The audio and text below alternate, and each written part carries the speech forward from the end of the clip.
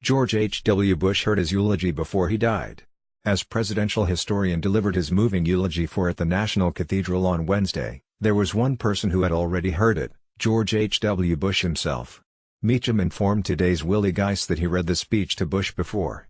He received a response from the 41st president that was typical of the frequently cited in remembrances of Bush at the memorial in Washington, D.C., on Wednesday.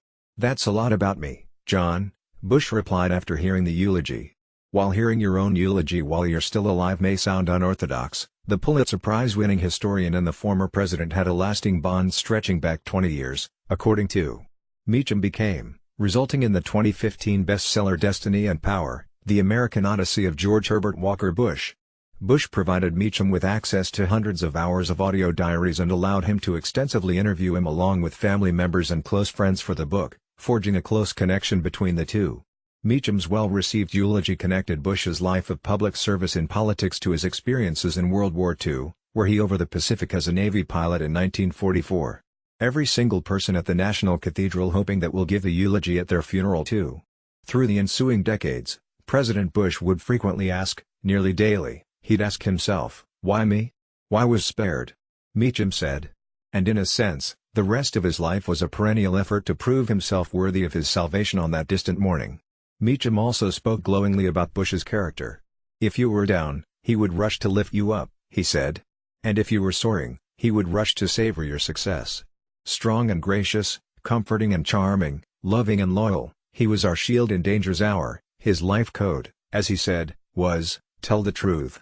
Don't blame people. Be strong. Do your best. Try hard. Forgive. Stay the course."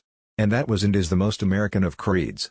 Meacham's remembrance was followed by ones from former Canadian Prime Minister Brian Mulroney, former Senator Alan Simpson of Wyoming, and by Bush's son, former President. The service in Washington will be followed by one on Thursday in Houston, where Bush lived, before he is laid to rest on the grounds of his presidential library at Texas A&M University. Meacham's eulogy ended by returning to the theme of Bush's military service informing the rest of his life. The workings of Providence are mysterious, but this much is clear, that George Herbert Walker Bush, who survived that fiery fall into the waters of the Pacific 3/4 of a century ago, made our lives and the lives of nations freer, better, warmer and nobler. That was his mission. That was his heartbeat. And if we listen closely enough, we can hear that heartbeat even now. For it's the heartbeat of a lion who not only led us, but who loved us.